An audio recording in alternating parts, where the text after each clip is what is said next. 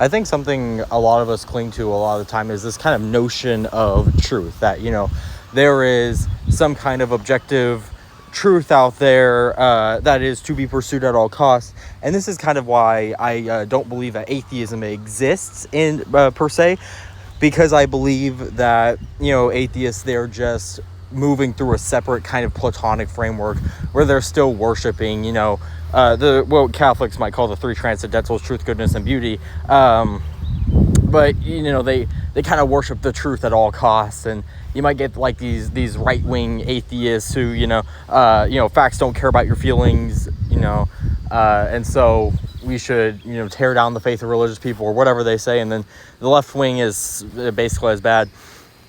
I was watching the documentary a while back, What is a Woman by Matt Walsh. And in that documentary, one of the ideological opponents of Matt Walsh is talking to him, and it was a guy or a girl, I can't remember. They ask, why do you care about this transgender question? And Matt Walsh replies, well, because I'm interested in the truth. Now, I'm not here to get into the transgender question, but that kind of stuck with me. So let's focus on something else.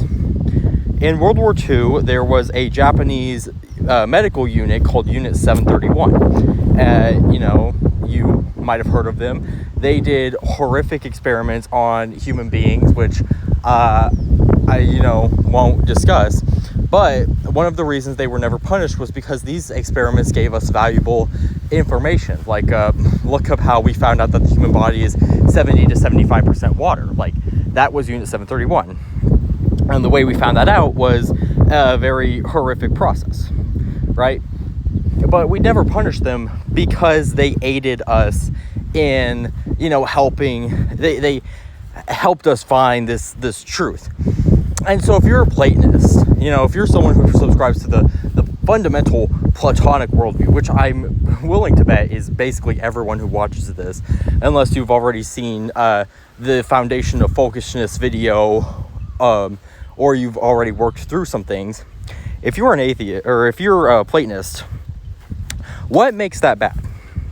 Genuinely, because if truth is the God that we are supposed to be worshiping, then, I guess wouldn't the suffering of real people still not matter if truth is the ultimate goal? And this is kind of what gets me about Christianity, is like, the concept of hell, the concept that some people will be tormented forever, and you look at that person and you think about their sins and you're like, wow, that person might be getting tormented forever because I know they don't go to church, I know they don't care, or they haven't studied theology on a master's degree level yet, or whatever it is.